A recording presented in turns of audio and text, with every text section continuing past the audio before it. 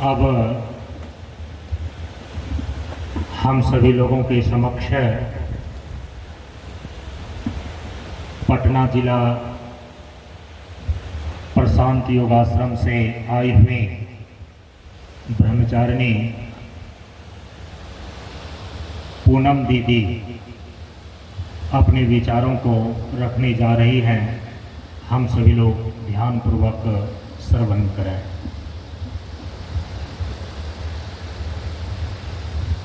ज्ञान शक्ति समारोह तत्वमाला भोक्ति मुक्ति प्रदाता च तस्मै श्री गुरुवे नमः। तस्मै श्री गुरुवे नमः। परम पूज्य आराध्य श्री सद्गुरुदेव बाबा के चरणों में नमन करते हुए आप सबों को एक साथ नमन लगाएं।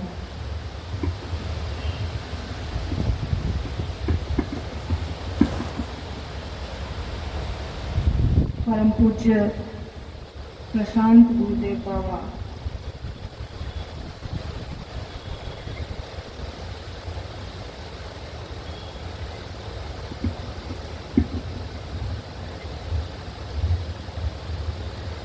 कहते हैं कि समस्त ज्ञानों का केंद्र वेद है, अर्थात जितनी भी जो भी हम ज्ञान देखते हैं, परा या अपरा विद्या, भौतिक विद्या या आध्यात्मिक विद्या, इसको हम यह भी कह सकते हैं भौतिक ज्ञान या आध्यात्मिक ज्ञान। जो भी ज्ञान, चाहे वह भौतिक ज्ञान हो या आध्यात्मिक ज्ञान हो, समस्त ज्ञानों का केंद्र वेद है। अर्थात इससे यह सिद्ध होता है कि जो भी हम सीखते हैं या समझते हैं और जो भी अपने जीवन में किसी सद्गुरु के सानिध्य में रह करके या भौतिक गुरु के रूप में शिक्षक, टीचर या प्रोफेसर इत्यादि हों, या आध्यात्मिक विद्या को प्रदान करने वाले सद्गुरु हों, उनसे जो भी हम ग्रहण करते हैं और सीखते हैं, चाहे एक स्थूल से लेकर सूक्ष्म से सूक्ष्म विद्याओं का केंद्र वेद को माना गया है। आप हम सभी लोग एक किसी भी चीज का जो आज यांत्रिक युग है उसका आविष्कार हो रहा है प्रचुर और अधिक मात्रा में। उसका आविष्कार भी वेद में पहले ही कह दिया गया है, उसमें वर्णित है। उसी के अनुसार से शोधकर्ता जो है, वैज्ञानिक जो है, वह उसका आविष्कार कर रहे हैं। इसलिए कोई भी शिक्षण संस्थान हो, उसमें धर्म और ईश्वर का केंद्र होना चाहिए। यदि हम भौतिक विद्या को भी अध्ययन करते हैं तो हम एक सांस्कारिक अर्थात हमें सुसंस्कृत शिक्षण केंद्र बनाना चाहिए। हमें शिक्षा के साथ संस्कार भी देना चाहिए। वही समाज के लिए और जीवन के लिए वह लाभदायक होता है। सिर्फ भौतिक विद्या को यदि हम ग्रहण करते हैं तो एक दिन यदि हमारे केंद्र में धर्म और ईश्वर नहीं होते हैं तो वह शिक्षा का जो सही मायने में अर्थ है, एक सही संस्कारवान होकर के अपने जीवन को प्रकाशमय करना, हम वहां तक नहीं पहुंच पाते हैं। इसलिए भौतिक शिक्षा प्रगति के साथ साथ उसमें धर्म और ईश्वर को केंद्र में रखने के लिए किसी आध्यात्मिक गुरु की आवश्यकता होती है। अभी का जो शिक्षा है, जो कि स्कूल, कॉलेज, यूनिवर्सिटी में पढ़ाई जा रही है, उसको भी ग्रहण करने के लिए एक संकल्पित, श्रद्धावान और निष्ठावान होकर के सही रूप से ही ग्रहण किया जा सकता है। यदि किसी शिक्षक के प्रति, उस विद्यार्थी का उसके प्रति महत्व, बुद्धि या श्रद्धा उसके प्रति नहीं होगा तो वे विद्या जो होती है उसके भीतर वह फलीभूत नहीं होती है। इसलिए जब तक हम धर्म और ईश्वर को लेकर के इस भौतिक विद्या को भी प्रतिष्ठित करते हैं, तब यह विद्या फलीभूत होती है। अर्थात भौतिक विद्या हमें भी सीखना जरूरी है, क्योंकि जीवन जीने के लिए दोनों विद्याओं का ज्ञान होना परम आवश्यक है।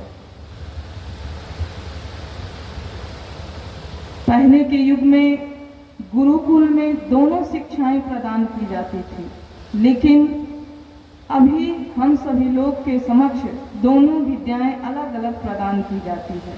कुछ संस्थान ऐसे हैं जहां दोनों विद्याएं दी जाती है, लेकिन ज़्यादातर अभी भौतिक विद्या को अलग कर दिया गया है और आध्यात्मिक विद्या को अलग कर दिया गया है। भौतिक विद्या अधिकांश लोग सीख रहे हैं, पढ़ रहे हैं, लेकिन उसके भीतर, उस विद्यार्थी के भीतर जो सिर्फ केवल भौतिक विद्या को ग्रहण कर रहे हैं, यदि उसे सही शिक्षा और सही संस्कार, शिक्षा के साथ साथ सही संस्कार दिया जाए, तब उसका जीवन एक दिन, चाहे वह संस्कार उन्हें कुछ माता पिता के द्वारा, कुछ वृद्धजन के द्वारा, कुछ समाज से दिया जाता है, लेकिन यदि किन्हीं सद्गुरु के द्वारा भौतिक शिक्षा के साथ साथ उसे आध्यात्मिक शिक्षा भी दिया जाए तो वह भौतिक जीवन में भी बहुत प्रगति कर सकते हैं। जो भी हम आज बड़े बड़े उद्योगपति या बड़े बड़े जो प्रतिष्ठित हैं समाज में, बड़े बड़े पद पे, सिर्फ भौतिक शिक्षा को ग्रहण करके प्रतिष्ठित वो नहीं है। उनके भीतर एक अलग संस्कार होता है, जो कि आध्यात्मिक संस्कार उनके भीतर होता है। तब हम देखते हैं कि उन्हें समाज में एक प्रतिष्ठित व्यक्ति माना जाता है। इससे यह सिद्ध होता है कि हमारे भीतर जो आजकल मानो कि एक शिक्षा के होड़ में हम चल रहे हैं, वो जरूरी है। भौतिक शिक्षा, हमें शिक्षित होना बहुत जरूरी है, लेकिन उसके साथ साथ हमें संस्कारवान होना भी अति आवश्यक है, क्योंकि जो भौतिक शिक्षा हम ग्रहण कर रहे हैं वह एक हम समाज और देश की सेवा के लिए ही कर रहे हैं। अपने जीवन में अपना कल्याण करते हेतु वह दूसरों के कल्याण के लिए हितकारी हो। इसलिए हम कोई भी, या सरकारी क्षेत्र में हो या प्राइवेट संस्थान में हो, कहीं भी हो, वह देश और समाज के हित के लिए तभी वह काम कर सकेंगे जब उनके भीतर धर्म और ईश्वर केंद्र में होंगे। इसलिए भौतिक शिक्षा के साथ आध्यात्मिक शिक्षण भी परम आवश्यक है। और यह आध्यात्मिक शिक्षण प्राप्त करने के लिए, और ये भी नहीं कहा जाता है कि सिर्फ आध्यात्मिक शिक्षण वही प्राप्त कर सकते हैं जिनको वह साधु बनना है। ये बातें बिल्कुल गलत है। जिनको समाज में या भौतिक जगत में भी एक प्रतिष्ठित व्यक्ति बनना है, अपने जीवन में एक सही समाज में एक सही काम करना है जो कि मानव और मानवता के क्षेत्र में हो। यदि उनके भीतर इस प्रकार की निष्ठा है, तब उनके भीतर एक सही संस्कार होना परम आवश्यक है। तभी वह जीवन में अपने जीवन के हित में करते हुए वो दूसरों के हित में काम कर सकते हैं, चाहे वह किसी भी विभाग में काम करते हों। हम ज्ञान क्यों ग्रहण करते हैं? क्योंकि हम एक प्रतिष्ठित सामाजिक व्यक्ति, समाज में यही है तो एक सही खूब ऊंचे पद पे हम चले जाएं, सभी की यह कामना होती है, खूब यश और प्रतिष्ठा हो। इस यश और प्रतिष्ठा को बचाने के लिए भी हमें सही संस्कारवान होना पड़ता है। यदि सिर्फ अर्थ और काम के पीछे हम जाते हैं और धर्म नहीं होता है, ईश्वर केंद्र में नहीं होता है, तो वह यश और कीर्ति भी ज्यादा दिन तक नहीं चलता है। इसलिए पहले के जो राजा और महाराजा लोग होते थे, उनके भीतर धर्म और ईश्वर केंद्र में होते थे। यह हम इतिहास उठाकर देख सकते हैं। इसलिए हम सभी लोग को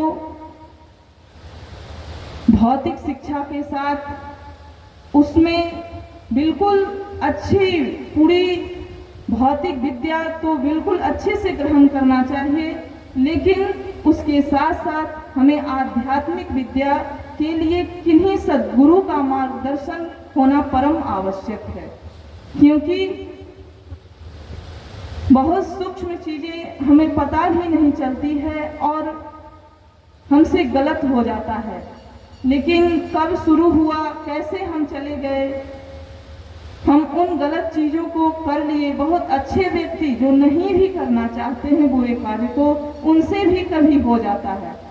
इसलिए एक सही सद्गुरु के मार्गदर्शन में रहना परम आवश्यक है। जिस प्रकार आप भौतिक शिक्षा को ग्रहण करने के लिए एक उच्च संस्थान में जाना सब कोई चाहता है, जो कि भारत के प्रतिष्ठित संस्थान है, उसमें पढ़ना सब कोई चाहता है। उसी प्रकार यह भी होना चाहिए कि हमें आध्यात्मिक जगत में भी विद्यार्थी के लिए यहाँ इस मंच से योग प्रशिक्षण शिविर चलाया जाता है।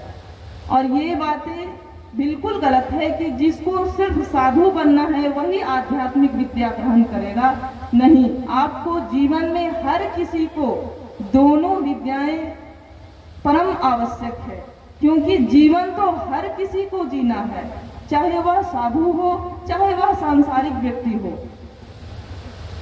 जीवन जीने के लिए दोनों विद्याएं परम आवश्यक है। जब तक आप दोनों विद्या को आपके भीतर आप ग्रहण नहीं करेंगे सही रूप से, तब तक आप जीवन के सही जीवन जीने का जो सही अर्थ है उस मार्ग में हम चल नहीं पाते हैं। इसलिए भौतिक विद्या तो हम लोग बहुत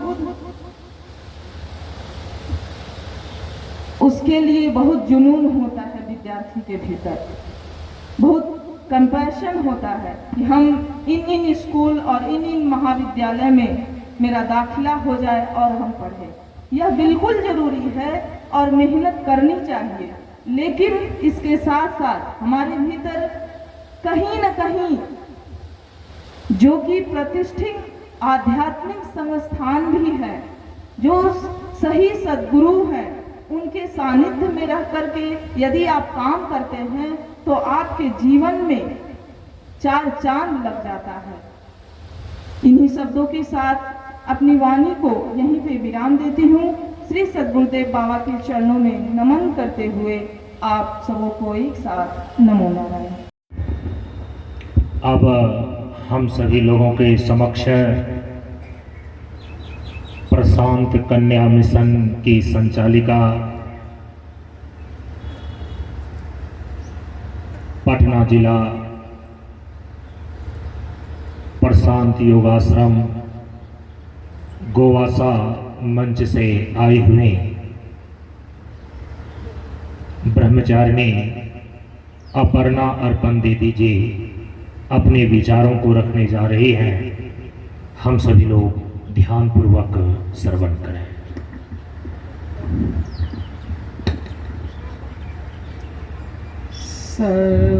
सर्वश्रुते शिरोरत्न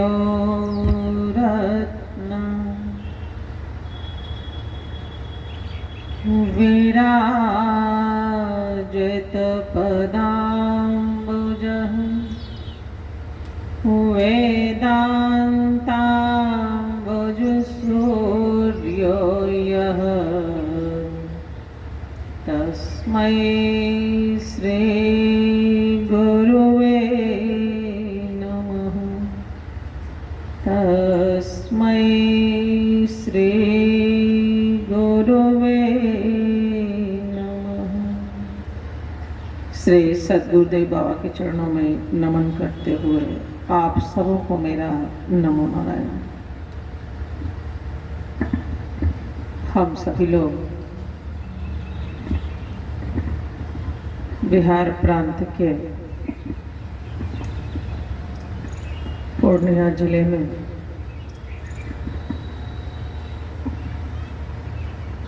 श्री राजेंद्र जी एवं रजनी जी के निजी निवास स्थान पर आयोजित एक दिवसीय सत्संग सत्र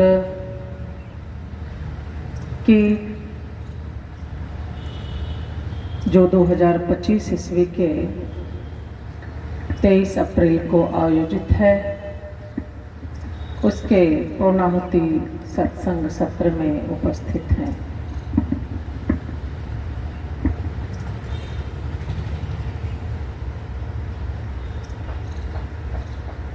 सत्संग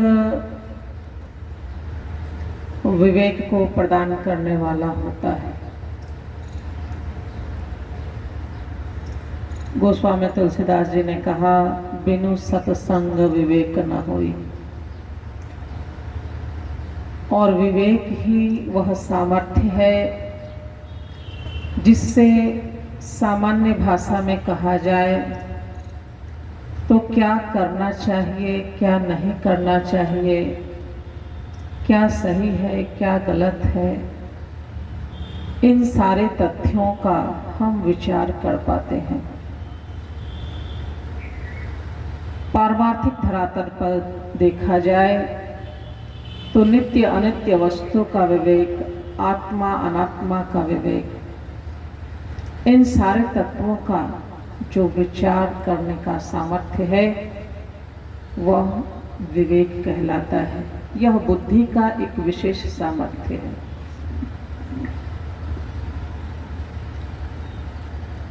और यह विवेक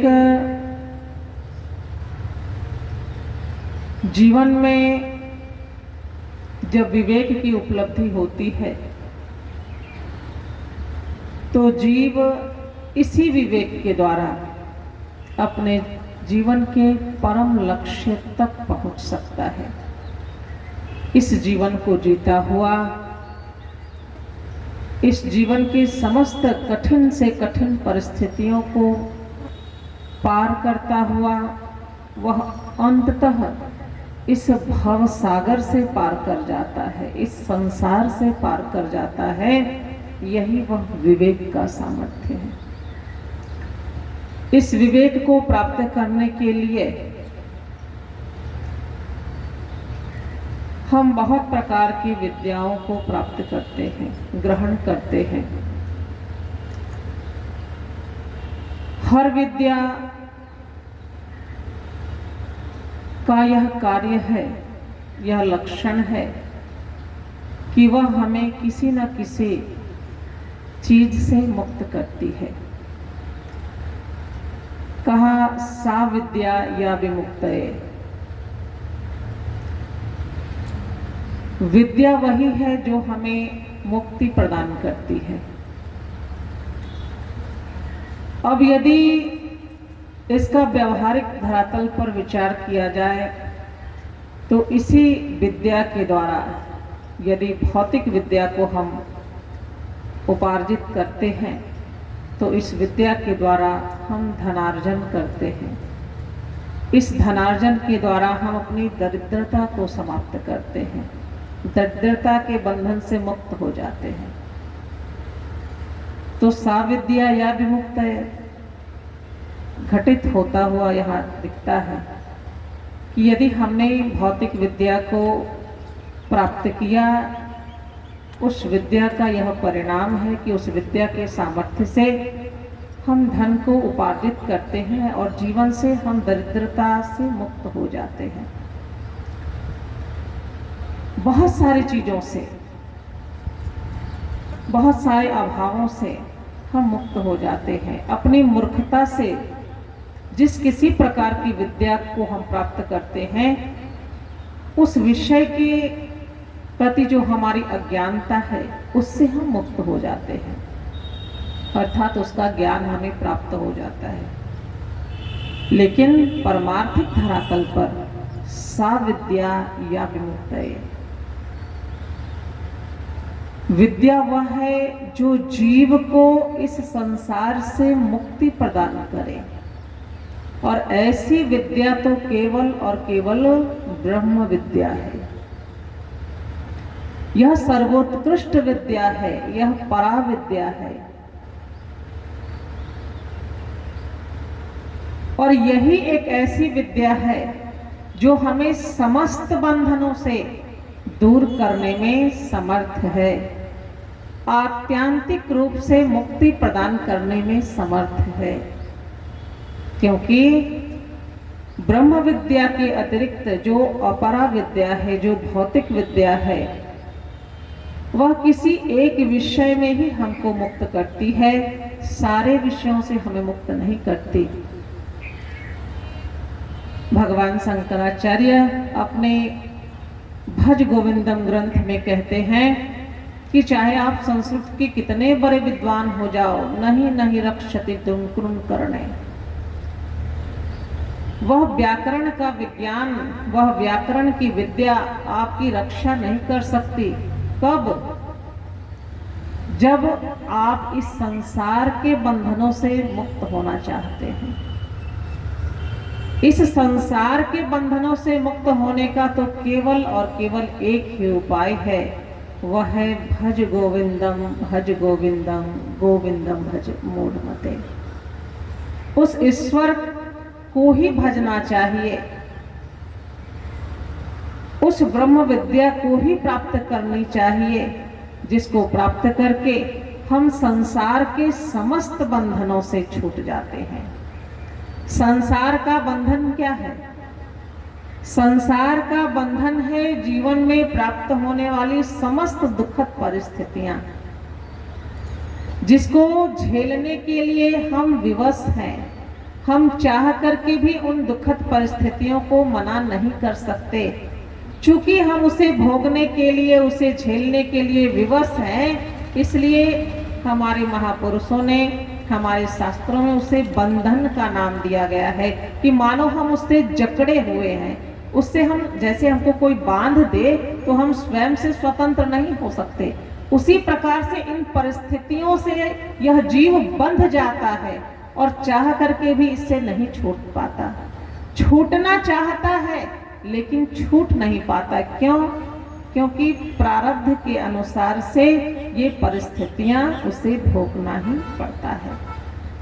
अवश्यमेव भोक्तव्यम कृत कर्म शुभाशुभम। शुभ और अशुभ परिस्थितियों के अनुसार से जो भी हमारा प्रारब्ध बनता है, उसका जो फल है वह तो हमें सुख अथवा दुख के रूप में भोगना ही पड़ता है, हम उसे मना नहीं कर सकते। सुख हम चाहते हैं कि जीवन से न जाए, लेकिन वह सुख हमारे पास हमेशा बना नहीं रहता। हम उस सुख को रोक पाने में असमर्थ हैं, यह हमारी व्यवस्था है। हम दुखों को नहीं चाहते, लेकिन दुख हमारे जीवन में आ जाता है, हम उसे मना नहीं कर सकते, यह हमारी व्यवस्था है। यही बंधन का स्वरूप है। संसार के समस्त परिस्थितियां दुख रूप हैं और यह दुख ही मानव बंधन रूप है। और दुख से कौन नहीं छूटना चाहता? हर व्यक्ति दुख से छूटना चाहता है। और इन दुखों से छूटने का जो विज्ञान है, जिसको हम जीवन विज्ञान कहते हैं, जिसको हम पराविद्या कहते हैं, जिसको हम ब्रह्म विद्या कहते हैं, यही वह विद्या है जो हमें संसार के समस्त बंधनों से, समस्त दुखों से मुक्ति दिलाने में समर्थ है।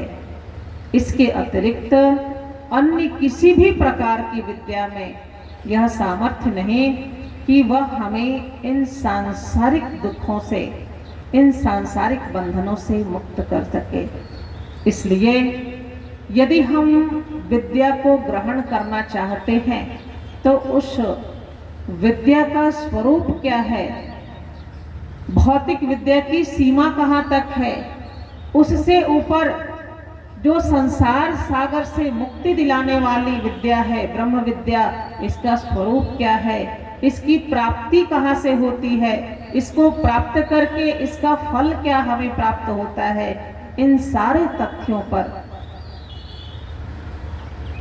जो विचार होता है वह सत्संग में होता है। और इन सारे तथ्यों का जब हम सैद्धांतिक रूप से श्रवण करते हैं तो इनके स्वरूप को सुन करके हमारी बुद्धि में जो मान्यता प्रकट होती है उसको बोलते हैं विवेक। उस विवेक के द्वारा हम यह निर्णय करने में समर्थ हो जाते हैं कि हमें क्या करना चाहिए।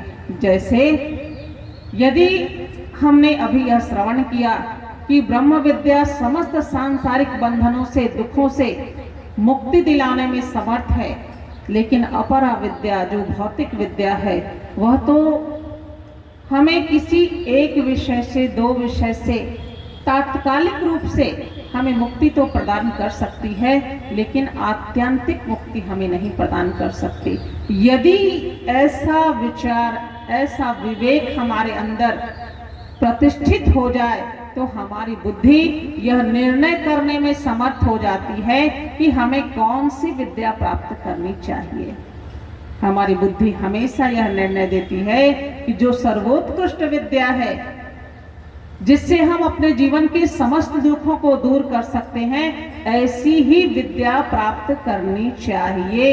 यह निर्णय की क्षमता हमारी बुद्धि में जिस विवेक के परिणाम स्वरूप आता है, वह यह जो विवेक है, यह विवेक इसी सत्संग में अपने जीवन विज्ञान के स्वरूप का श्रवण करके, ब्रह्म विद्या के स्वरूप का श्रवण करके ही हमारे जीवन में प्रतिष्ठित होती है। और इस प्रकार से बुद्धि में यह विवेक का सामर्थ्य जब उत्पन्न होता है तो हम जीवन के परम लक्ष्य को प्राप्त करने में समर्थ हो जाते हैं।